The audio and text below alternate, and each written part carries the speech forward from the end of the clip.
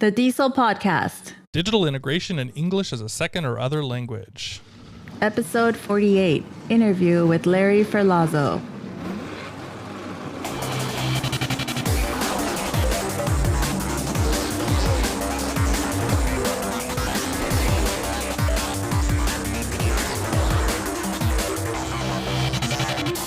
Welcome to DIESOL. This is episode 48. We are your hosts. I am Brent Warner.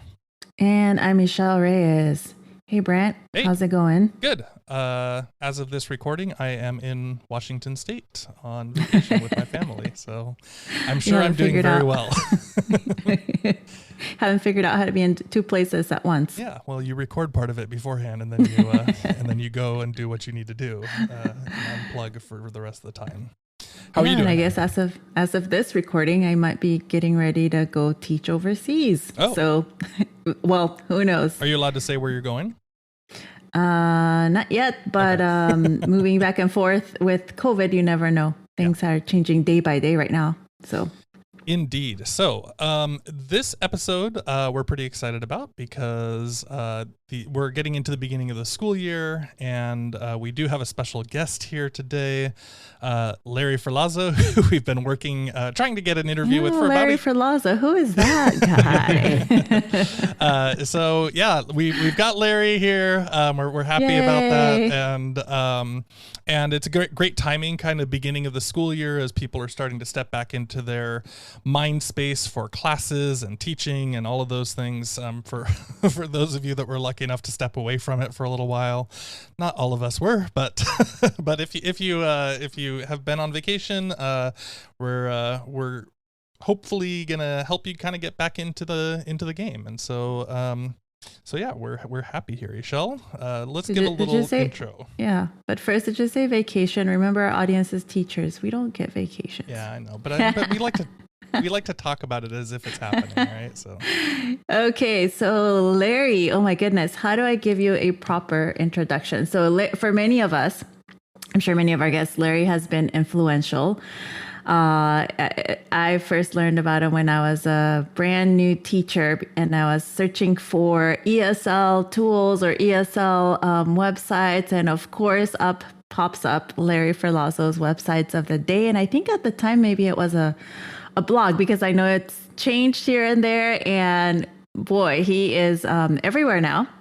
That's the number one name I hear any place I've gone on list of teacher resources. Larry Ferlazzo's name is there. Mm-hmm.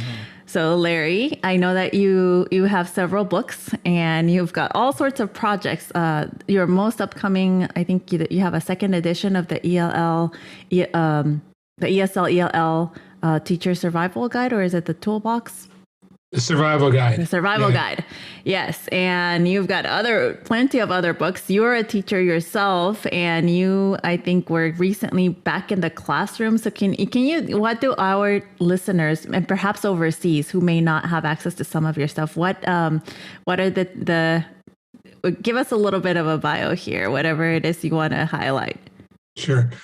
Well, I will shortly be beginning my 18th year teaching English and Social Studies at Luther Burbank High School in Sacramento, California. And I teach newcomers as well as intermediate ELLs and English proficient students. I teach in the International Baccalaureate program as well at our school. And prior to teaching, I spent 19 years working as a community organizer. And let's see. What else? That, and as you mentioned, I have a blog, mm-hmm. and I also write a teacher advice column for Education Week. Been doing that for about 10 years.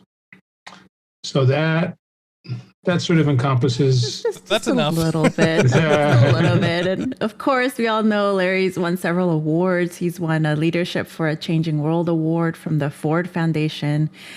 He was the grand prize winner of the International Reading Association Award for Technology and Reading. And I know that you come up in also literacy searches for ELs. And we're just really very, very fortunate to have you here. We're excited. I'm also thrilled to be here. The DIESOL podcast clearly stands out. I think it's probably one of the few, if not the only one, that actually focuses on using technology with ELLs. So it's a standout, and one that I think I and many other ELL teachers listen to regularly. Yeah, thank you, Larry. We think we're still the only one with that focus, but we do openly invite other people to start shows as well, because people need more information on this. So, Larry, Eshel's going through this bio, and you're kind of talking about some of these things, and I have to kind of tell you, I've actually had like conversations with colleagues over coffee, and people really, really honestly wonder how you do all the things that you do, because it's like you get all these posts and all these other things going on, and it's like, oh yeah, and I'm a full-time teacher too, like on top of all of that. It's like you could just remove that part and still be too busy. Right? Superhuman. Well, I'm very lucky to have an extraordinarily supportive spouse. My wife's been great. Kids are out of the house, and playing a lot of basketball and pickleball gives me energy, as well as teaching at a great school where I can pretty much do whatever I want and have great students as well. So all that combines to creating the conditions where I get to do what I want. It's a nice world. My wife sometimes says that I live in Larry land, because I do what I want to do. But it's fun, and it's good intellectual stimulation for me. Because the writing helps make me a better teacher as well. Yeah, absolutely. We kind of talk about, people say, why do you guys keep doing the podcast? That's a lot of work for you guys. And I said, well, because for me, one big thing is it like really helps me process what we're talking about and see like how I'm applying these ideas. And, sometimes I'll say something when we're talking through, and then afterwards I'm like, oh, I need to actually make a change to do it better now, or to make adjustments to it next time. So it's a good reflective process to blog or to record, or however it is you're thinking about your work. Yeah, and it really helps in terms of my students. One, it creates some opportunities for them to write for an authentic audience. I'm able to. Many of my students have written pieces, contributions into my EdWeek and my Websites Today column. And I write about my students and share with them. And obviously I write a lot about my mistakes, but I only write about positive aspects of what my students are doing, of course. Right. So, Larry, we are thinking, we're stepping into the beginning of the school year now. We're kind of looking at the, the beginning of 2021 semester. It's still a tricky conversation for a lot of people as they're hybrid, or as they're still maybe online, or as they're completely in person but not totally comfortable. And we're hoping to start kind of kick off the conversation just around like some techniques and maybe some practical techniques, or some ways that you're thinking about starting off your school year here, and how are you planning for things? What are you planning on doing with your students to get started, to maybe rebuild the classroom culture or create a new classroom culture for new students? What are you looking at as we step into the 2021-22 school year? Well, it's a great question, and as you mentioned, it's a challenge because many of us don't really know exactly what it's going to be looking like. For in Sacramento, in California, clearly we are. Everyone will be masked. We're going to have large numbers of students who probably continue to not feel comfortable coming into class. Mm-hmm. But our district still hasn't figured out what option there is with them, for those students. I mean, I'm on our local bargaining team, and still trying, and I'm pretty incredulous that the district is not at a point where they have a clear plan yet. But It's we're in a situation where the Delta variant is clearly very present in our Sacramento region and in the country. And our school's neighborhood has one of the lowest vaccination rates of any communities in the region, and also was one of the hardest hit by COVID, as in most communities of color. It's, we've got to, acknowledge that, and also acknowledge that really, except for a handful of students who came in during our concurrent teaching time, the last 2 months of the previous school year, where I would have like 3 or 4 students at most who actually came into class, and everybody would be Zoom, that for most, it'll be the first time they've been in a classroom in 18 months. Absolutely. And that's going to be strange for them and for me. It'll be the first time I'll be in a real classroom with a whole bunch of students. And this is based on assuming that the Delta variant doesn't get even more out of control and force schools to begin doing concurrent teaching or even have their school year delayed. Jerome Powell, the head of the Federal Reserve, this week suggested that maybe schools would not be able to start on time. So, but with all those caveats, I think clearly what we teachers need to do is spend the first few weeks at least on relationship building, community building, getting to know you. I think we've all of us generally spend the first few days, right? That's sort of been typical. Sure. That goes, I think that has to be extended far. I think looking at, for example, Facing History, which is an online program geared primarily for history, they have a great series of activities for beginning a new year that are usable for online, concurrent, hybrid teaching, or in person. Ranging from looking at what communities do you feel a part of? What makes it a part of a community? What can we do to create a school, a community in our class?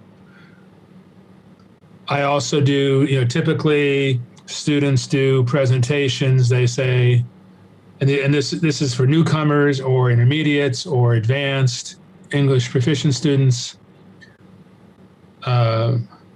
I worry about blank. I hope blank. Sort of an I am series of questions where students can present, and then students have an opportunity to ask questions. And newcomers who do not speak another language, which may very well be the case, for example, in Sacramento, which is a central point for refugee resettlement, we're anticipating getting a large number of Afghan students who are being airlifted out. We have a large number of Afghan students now, so we anticipate a greater number. But that kind of activity can be done by newcomers as well. So those are some of the things where students can share what's important to them. One of the nice activities from Facing History is where people talk about a particular object that they have, that if they could frame, that what it would be. If they put a frame around it, why would it be and why was it so important?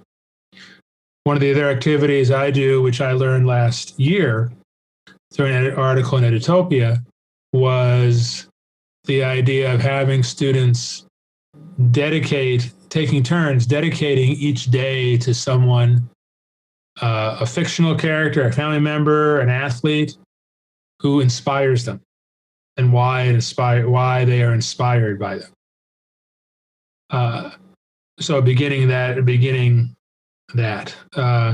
creating opportunities for students to say, at the end of the day, I'd like to give a compliment to, because.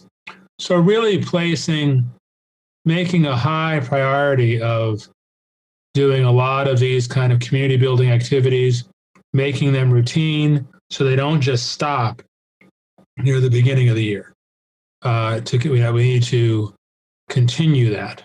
And I think that's one of the things that I learned last year teaching remotely for most of the year, that it is a mistake, that I have made a mistake in the past by just spending the first few days on community building and then just sort of going into content and moving along. I've been guilty of that too. Yeah. I'm sure I've been guilty of it too. But Larry, I hear you, mentioning all these things, and I teach adults as well. And I'm thinking, what a great thing to remind ourselves of, that all of these opportunities for students to talk about what they're worried, for example, it is a way to provide an outlet. And I know that Brent has noticed that a theme throughout the last year is mindfulness and understanding that we're going through a traumatic event, and it's a global traumatic event. And one of the things I've observed as I've gone in the last 3 weeks back to face is, of course, I don't want to put direct blame on anyone, because we're shifting from what we know one day to what we are learning more the next day. And so things are shifting all the time. And that creates an environment of, it's hard to trust what's going to happen the next day. But I've observed that teachers are going back from a asynchronous environment, perhaps, or a more limited teaching schedule as we were online, to a full now teaching schedule in the classroom. And all of a sudden, we're saying at the end of the day, man, we are so exhausted, we're so tired, and we're back to what we wanted to be with our materials that we can hold and show. And part of it, I realized, is we're expecting ourselves to overnight, even in 1 week, to go back to what it used to be. And that's not possible without also causing trauma again, because now I hear the students saying, wow, I'm so tired. Or because now all of a sudden we're giving them all this energy. And so it's so important to not just, in the first few days, leave back the whole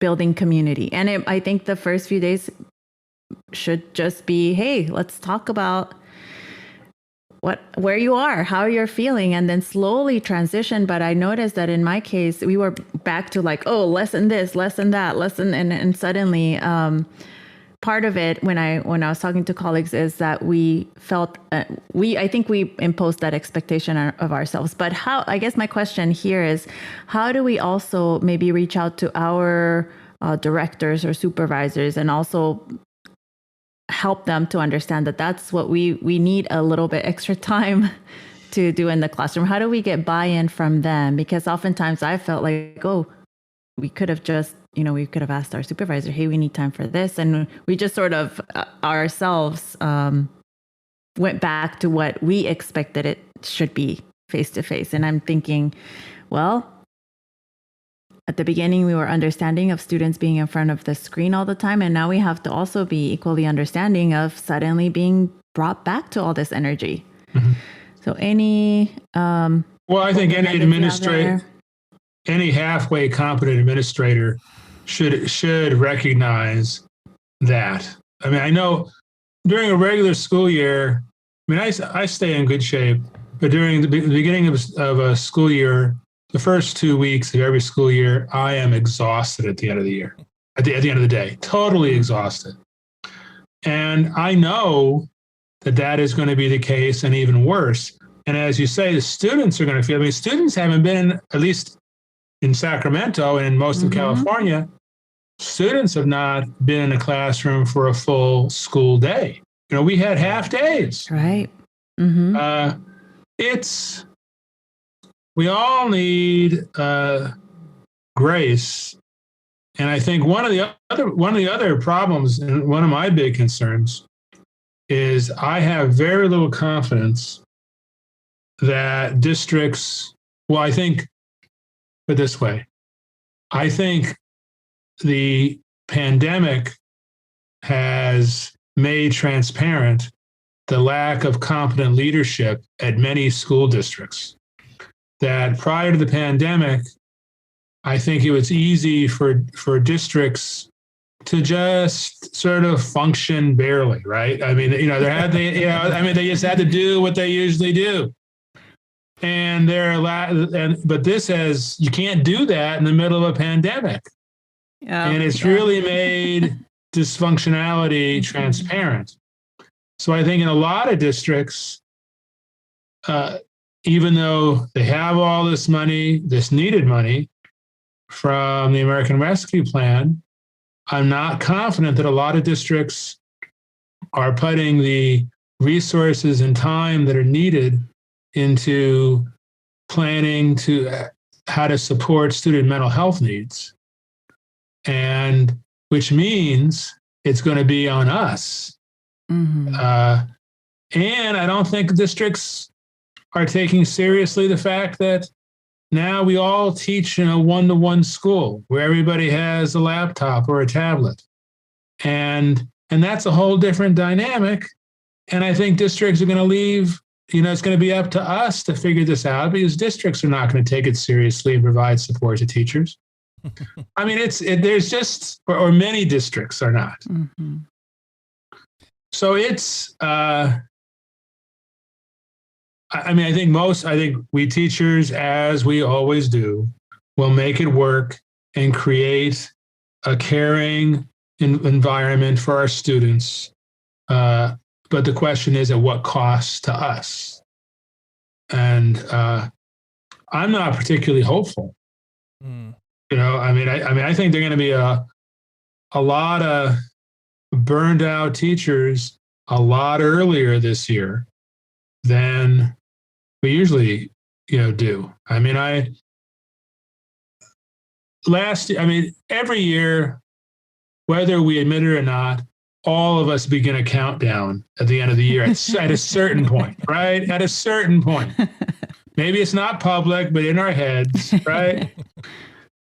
And usually for me, I do it maybe there's 6 weeks left in the year, right? I do my best to not publicly convey it to students and certainly never say it to students, right? Because you don't want to indicate that you can't wait to, you don't want to communicate that you can't wait to get away from them, which is not what you want, which is not what you feel anyway. But last year, man, come January, I started counting it down in January, right?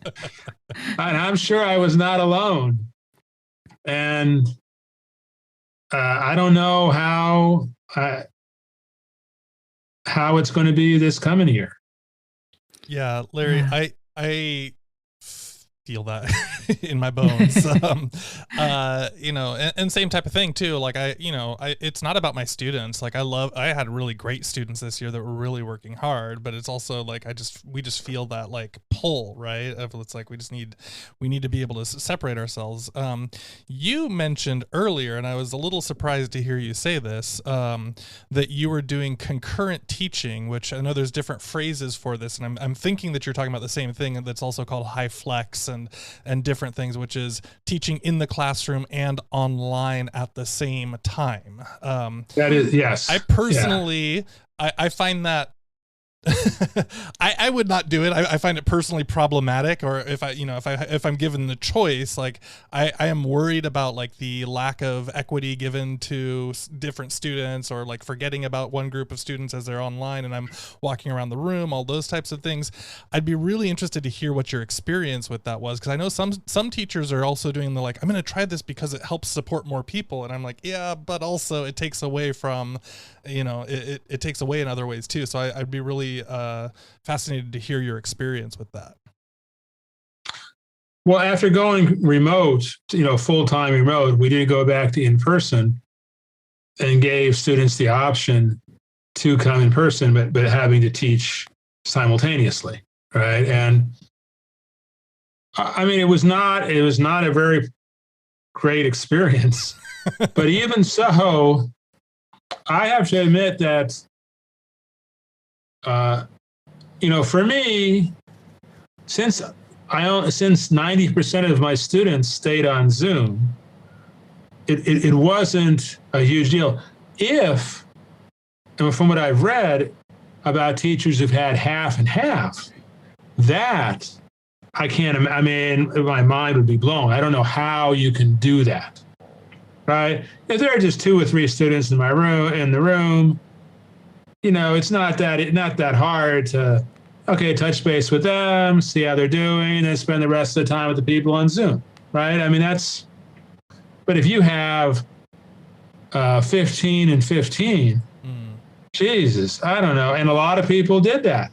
I mean, especially in predominantly white communities where more students went and where families were not as hard hit by the epidemic. But it wasn't a pleasant experience for anybody. I think the kids on Zoom, I think it worked out fine for them. I think it worked out okay for the students. The students who felt they needed to have that physical connection and whose families felt comfortable sending them to class, I think they generally liked being there. And I worked hard at making it a pleasant experience for them. But it's not sustainable for the long term. I mean, you can't do that. Right. Yeah, that was my kind of concern, especially as a teacher. You're like, it's like your attention gets split and divided from one side to the other over and over again, right? Well, and the advantage that I have is my students tended to be a little more motivated than other students. I had, English language learners who generally, as a rule, it's much more relevant. They see what they're learning. It's much more relevant to their lives. And I teach international baccalaureate classes, which are the equivalent of advanced placement. I recruit a lot of students who don't take any IB classes, any other IB classes, to my IB classes. But even so, those are students who I recruited, right? I mean, they wanted to be in there. So I had minimal classroom management issues. And for teachers who just had 9th graders, sort of all mainstream 9th graders who came in, it was not a pleasant experience for them. Yeah, certainly. That can be, I guess we are kind of lucky a lot of times. I talk about that, with my students that are motivated, and it's like they are here because they want to learn something and get to their goal, which is much more obvious. So I can certainly follow along with that. Larry, we were trying to think about different things as we're we're stepping into this new school year. You've got a lot of different techniques and tools for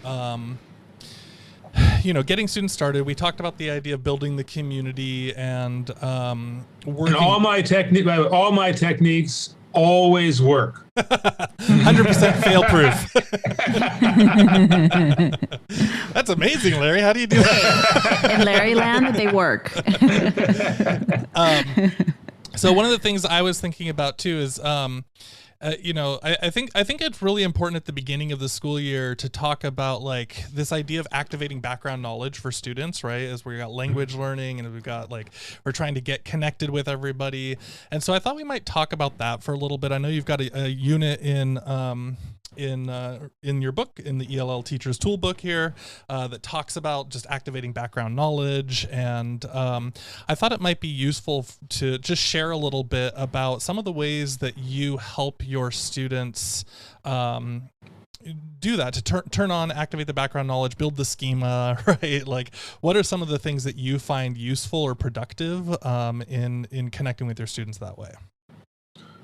Well, in my classes with English language learners, I feel very lucky that I can teach English pretty, basically using any content that they want. So asking students what they're interested in is a great entry point, right? I mean, they're all interested in sports. It's okay, well, who are your favorite sports folks, right? I mean, okay, Messi, great, that's great. Let's talk about that. What are so it's a great to be able to start with that. There's both high interest and a ton of background knowledge that they can just convert into into English, into communicating about English, right? Because I just need to teach them English. It doesn't really matter. I mean, especially newcomers, obviously, as students get more proficient, you need to teach more academic English. But even then, students can write argument essays about their favorite Mexican football team, right? Which is the best one, right? The prize, the focus is writing about the argument, is writing an argument essay and developing the argument writing techniques. Who cares what what they're arguing about, what they're right? I mean, that's not as critical. So I think that's one critical, and I think that's a great advantage that ELL teachers have. I mean, unless you're teaching in a district or a school that is unwilling to change from some dogma of a curriculum, then you've got that flexibility. I think the idea, the KWL chart is, it's tried and true and works great, right? And being very expansive about what qualifies as background knowledge about a topic.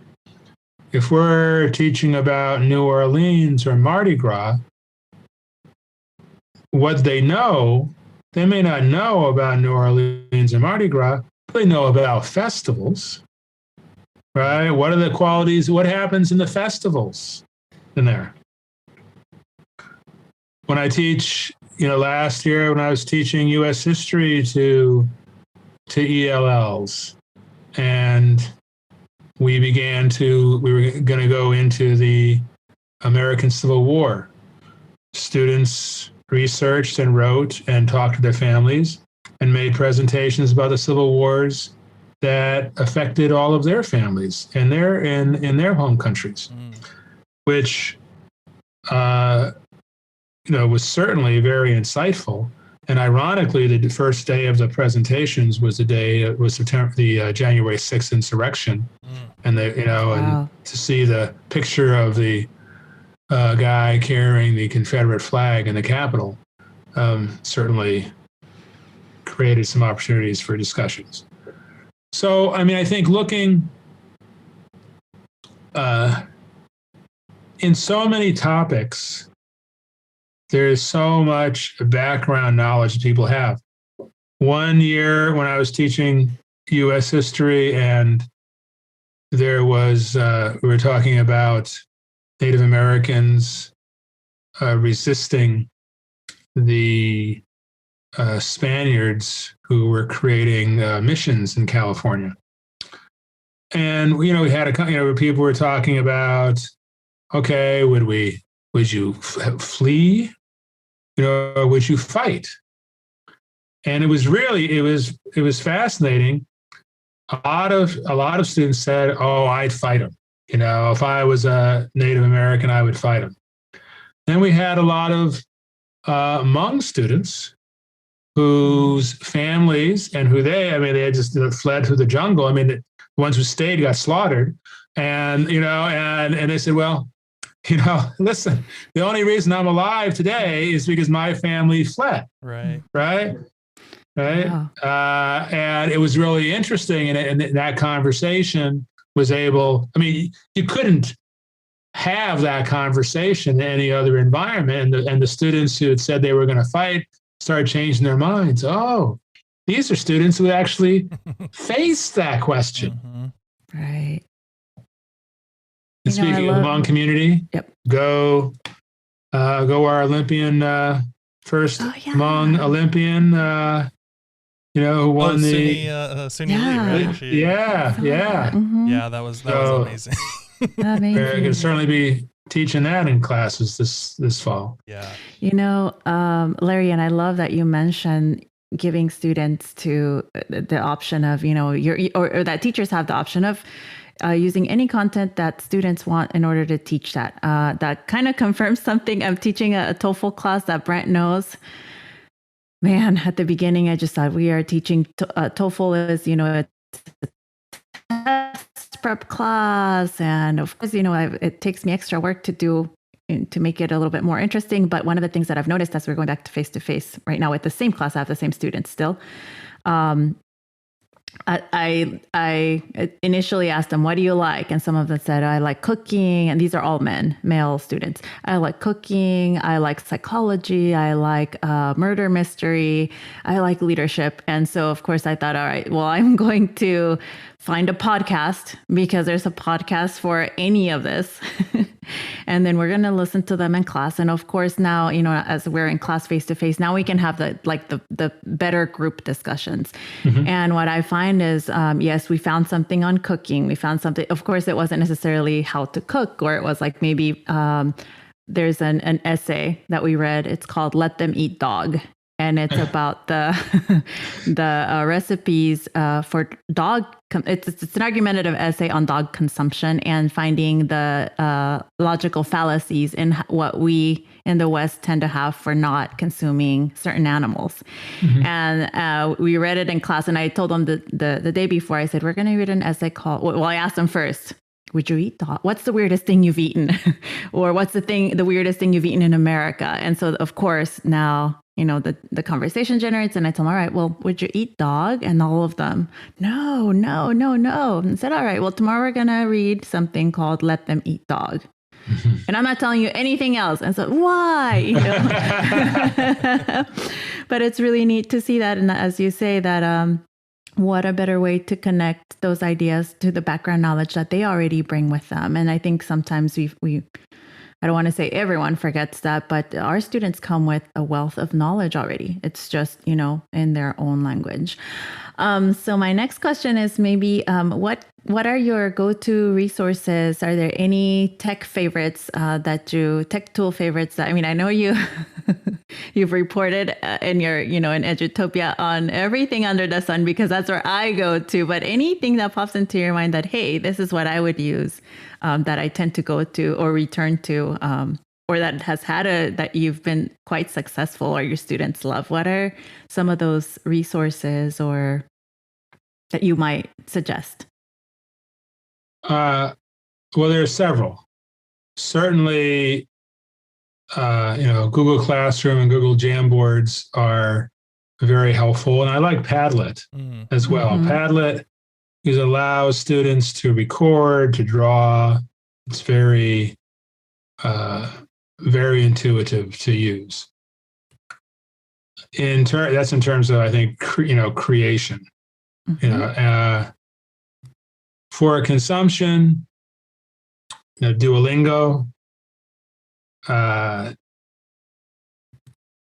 Brain Pop, though it's some students sometimes are not as interested in, not as engaged by the ELL part of Brain Pop as I would have thought they are, but they are able to access Brain Pop Junior, which provides really good content.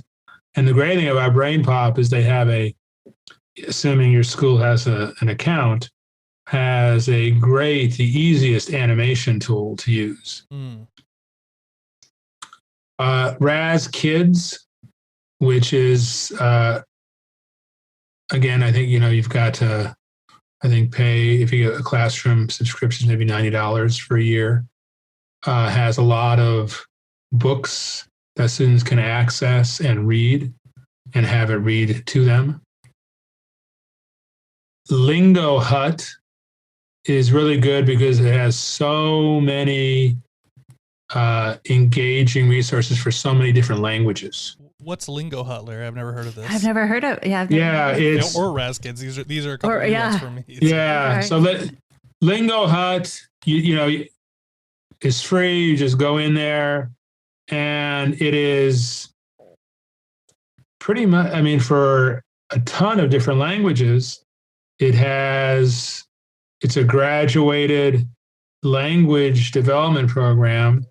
It has a bunch of questions then, and then followed up by a bunch of different games.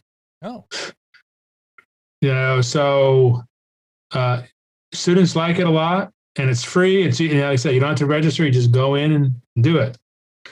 It's just an open website then. Yeah, for a whole bunch. And then, you know, Raz Kids, you have to, you know, purchase a subscription.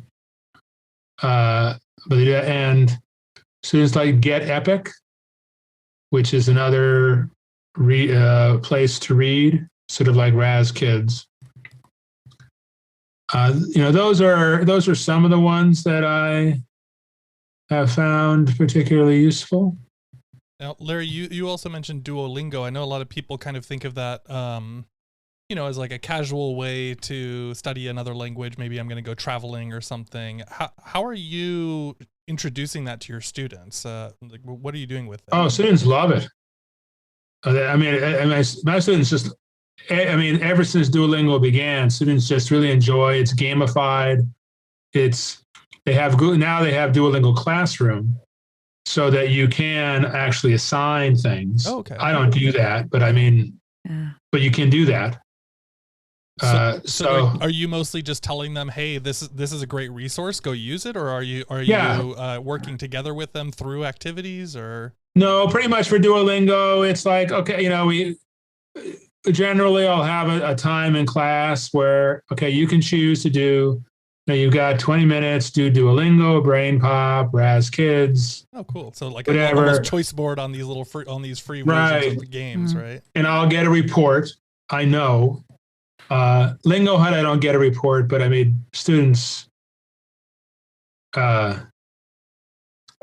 generally students have been pretty respectful of doing it. Lingo Hut is primarily for students whose languages are not covered in some of the other tools.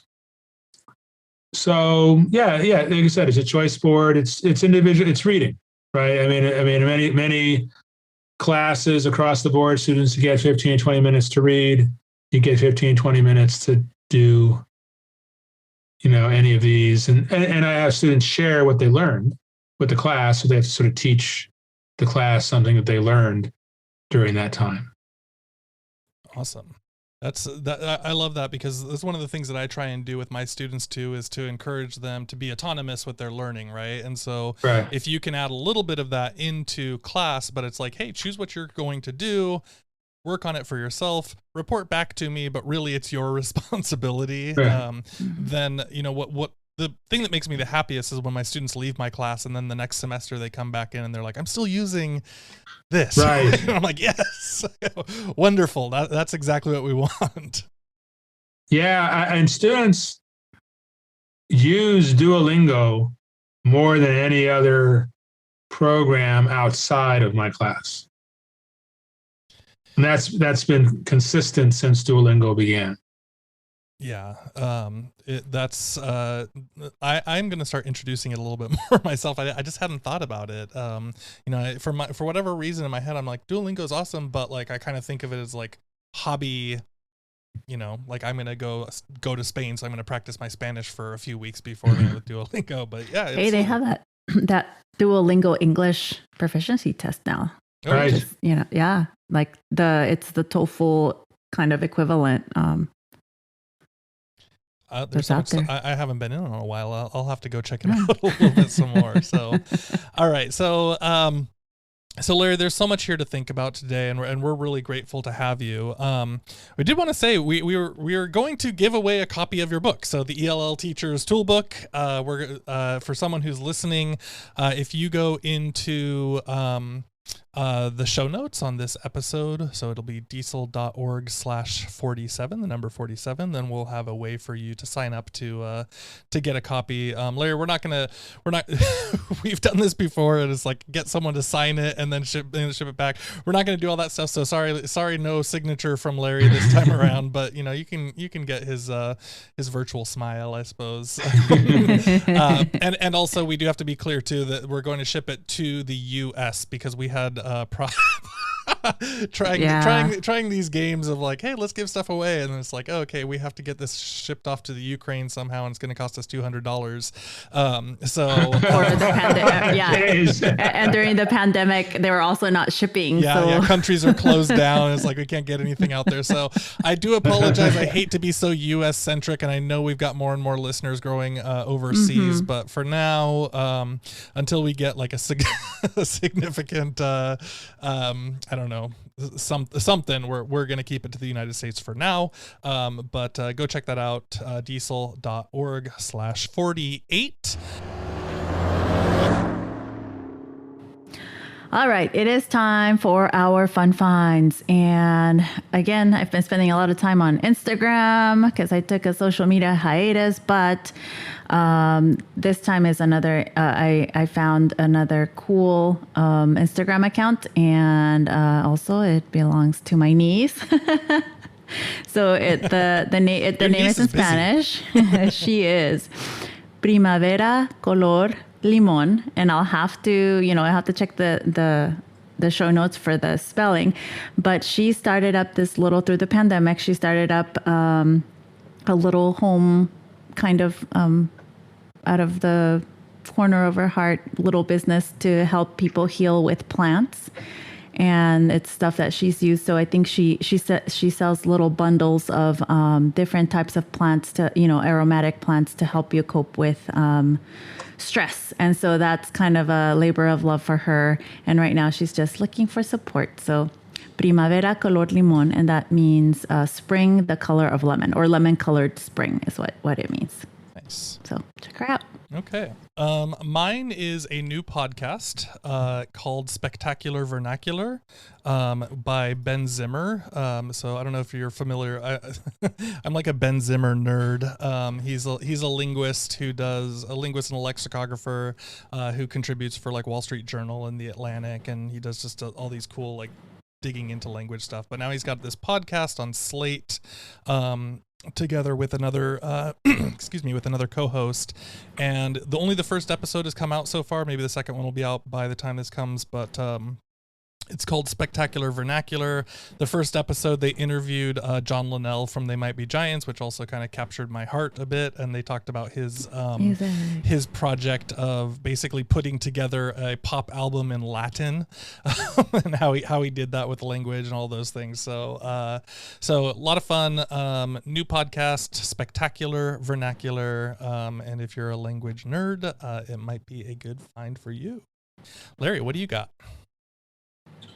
Well, I have something entirely unconnected to education. Perfect. And it's just a fun read that I have begun reading just this week, called Hail Mary by is it Andy Weir? He wrote the book The Martian. Oh yeah. It's his new book. Very entertaining.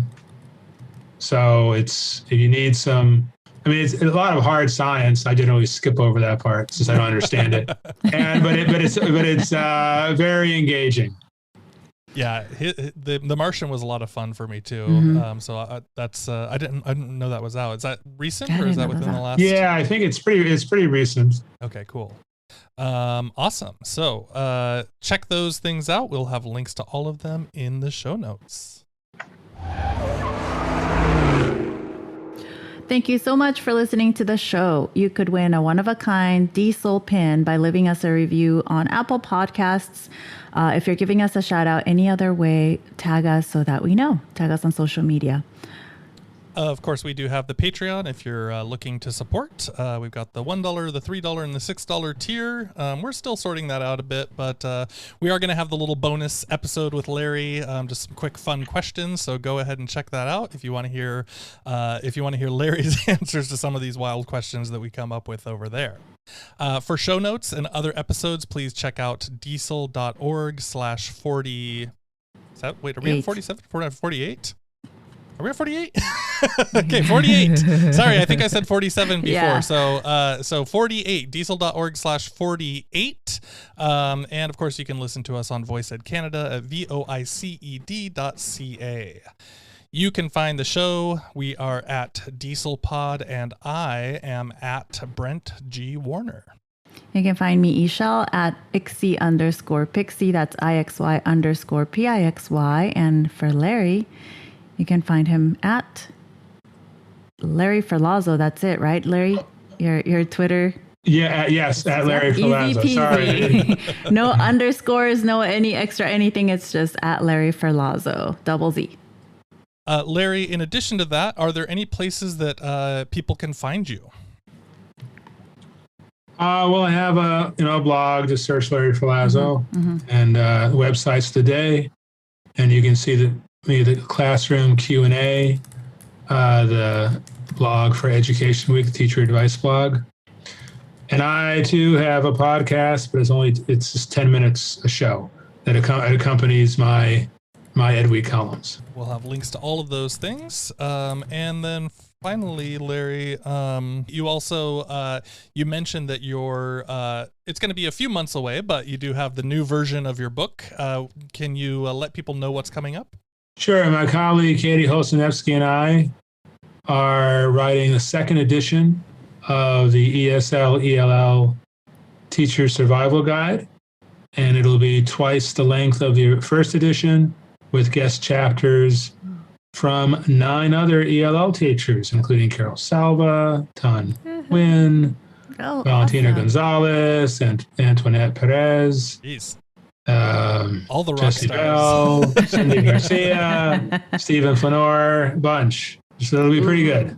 It is pretty good. Awesome. So yeah, definitely going to be looking forward to that one coming out. So Larry, thank you so much for joining us today. We're really grateful for your time, and we appreciate having you. Well, thank you for the invitation. As I said at the beginning, you have a great show, one of a kind, it stands out. So it's very helpful to ELL teachers everywhere. Thank you.